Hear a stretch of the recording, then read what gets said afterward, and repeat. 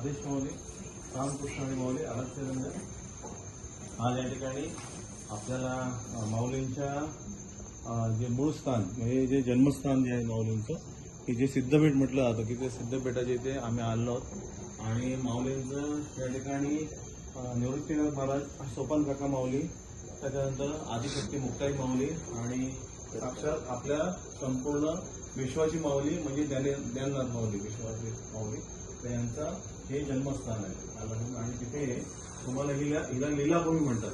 म्हणजे लीलाभूमी याचा अर्थ काय? लीला याचे दोन अर्थ होतात ना, की लीला याचा अर्थ बाल वयात केलेल्या त्यांची जे काही चमत्कार आहे तो लीला, ही माऊलीची लीलाभूमी आहे. आता या भूमीचं वैशिष्ट्य म्हणजे असं आहे की ह्या भूमीमध्ये कुबेर, साक्षात कुबेर जो आहे की कुबेराला पैशाच्या भांडाराचा ऐश्वर्यमान हे मानला होता, धनी मानला होता. तो कुबेर जगात कुठेही आपल्या परिवारासहित गेला नाही, फॅमिलीसहित कधीच नाही गेला. तो इथे आला, सगळीकडे तो एकटाच फिरायचा, परंतु इथे आला. माऊलींचं जे ऐश्वर्य आहे ते त्याने ऐकलं आणि तो इथे आला. तो फॅमिली सहित आला, परिवारासहित आला. आणि तो इथे माऊलींचं हे जे आशीर्वाद ऐश्वर्य जे आहे, की माऊलींचं हा जो काही आध्यात्मिक ऐश्वर्य जे आहे ना, तर ते ऐकून कुबेराने या ठिकाणी साक्षात लोळण घेतलेली आहे माऊलींच्या चरणांना, की माऊली आम्ही तर फक्त त्या धनाचा सम्राट आहे, तुम्ही तर विश्वाचे सम्राट आहात, म्हणून ते विश्वाचं पसायला.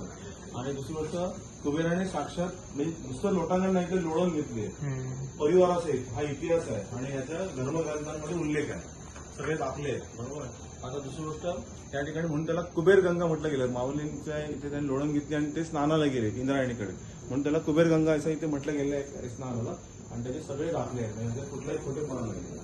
आता दुसरी गोष्ट म्हणजे या ठिकाणी सिद्धभूमी, तर या ठिकाणी 84 सिद्धांचा सिद्धपेटी मेळा हा जो आपण जो अभंग ऐकतो, तो हा इथे सिद्धपेटी मेळा पहिला लागला माऊलींकडे.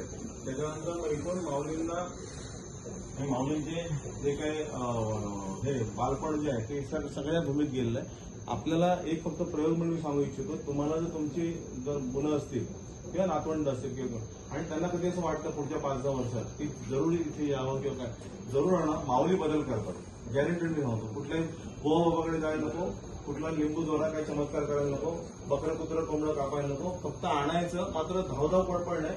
माऊलींकडे 2 दिवस तरी थोडा, कारण का विश्रांती गरज असते, माऊलींकडे तो प्रवाह महत्वाचा आहे. तुम्ही पिकनिक म्हणून आहात तर त्याचा उपयोग नसतो. आज या ठिकाणी मी तुम्हाला सगळ्यांना अगदी अभिमानाने या ठिकाणी सांगू इच्छितो की आमचे एक आदरणीय वंदनीय व्यक्तिमत्व या ठिकाणी आले. ते म्हणजे आपल्या जे गोकर्ण आहे, कर्नाटकच्या पुढे प्रवाहित आहे.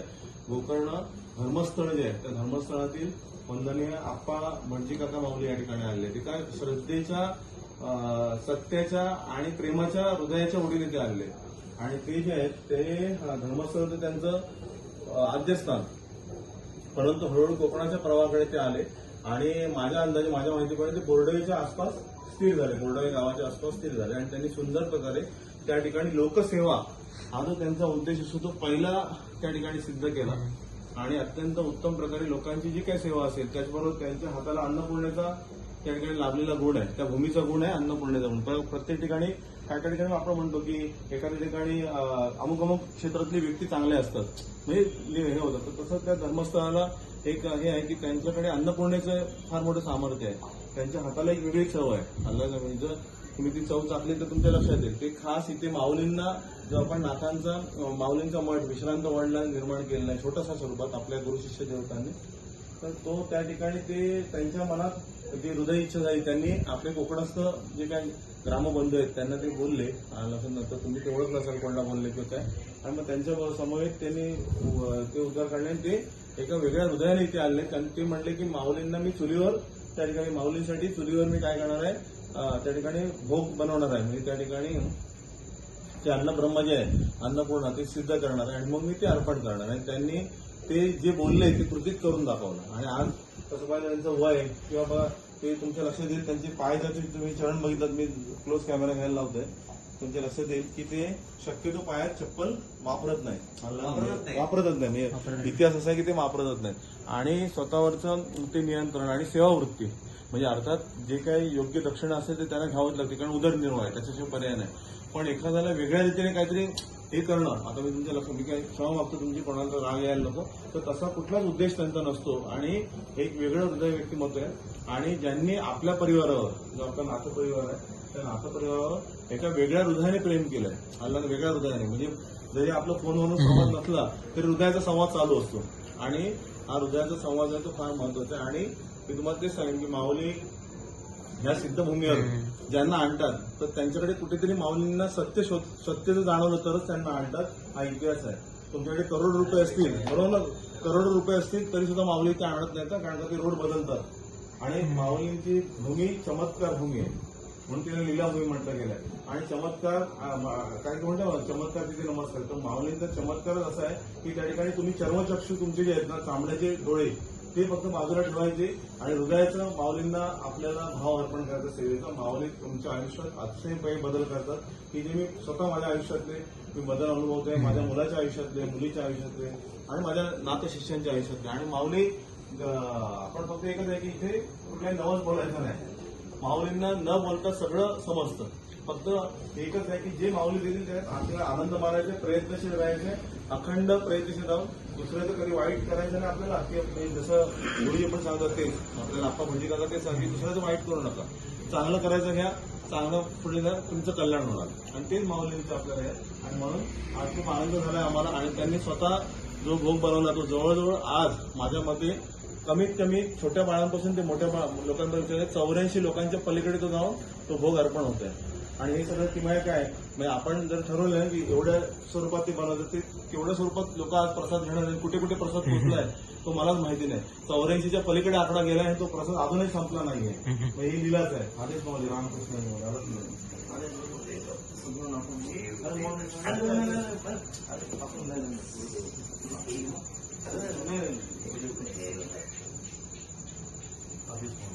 आपल्या सगळ्या नातू परिवाराच्या वतीने मी ब्रह्मवृंद ज्यांना हृदयापासून मानतो, म्हणजे राग मानू नका, मी हृदयापासून मानतो आणि मला ते हृदयापासून समजून घेतात. म्हणजे माझा फोन नाही गेला तरी सुद्धा मला वाटते कदाचित ते दर वर्षाला माझी आठवण काढतात किंवा माझ्या परिवाराला आशीर्वाद देतात, कदाचित महिन्याला पण आशीर्वाद देतात. अल्लाह मग असा आशीर्वाद जे आहे ना ते आपल्यासाठी फार मोठं अधिष्ठान असतं. रामकृष्ण माऊली ही प्रेम ही कृपा आपली अखंड असावी. आदेश माऊली ज्ञाना माऊली तुला माझ्यावर तेव्हा मी आहे आदेश आठवण असते. बोला तुम्ही बोला, तुम्हाला जे बोलायचं ते बोला. मला जो सेवा करायची आहे मी करेन. आदेश माझ्या 2 मुली एक नातू आहे, हे सुखी समाधानाने असायला हवं. आदेश माऊली अगदी आणि आयुष्य माझ्या कोणाच्याही हातातून एक भांडाभर पाणी न घेता मी मोक्षात जायला हवं एवढं. केवढं म्हणजे बघा, म्हणजे त्यांनी अंतिम जीवनाचं महारहस्य जे आहे ना त्या ठिकाणी म्हणून काही जे माऊली असतात ना हे माऊली आहेत म्हणून ते जिवंतपणे मोक्ष प्राप्त करतात. आणि जिवंतपणे जे मोक्ष प्राप्त करणं म्हणजे काय, जिवंतपणे मोक्ष प्राप्त करणं म्हणजे काय, तर मोह म्हणजे मोह आणि क्ष म्हणजे क्षय. तर मोहाचा क्षय जर जिवंतपणे आपण केला तर त्याला म्हणतात त्याला जिवंतपणे मोक्ष मिळाला. मग बाकीचं तुमचं जे मी असं कुठल्याही परंपरेवर हे आघात करत नाही, बाकीचे जे तुमचे विधी आहेत ते मान्यता प्राप्त आहेत, पण जर जिवंतपणे त्याने अर्पण करून टाकलाय तर तो क्लिअर आहे. म्हणून इथे एक महा आदर्श आपल्या समोर आहे.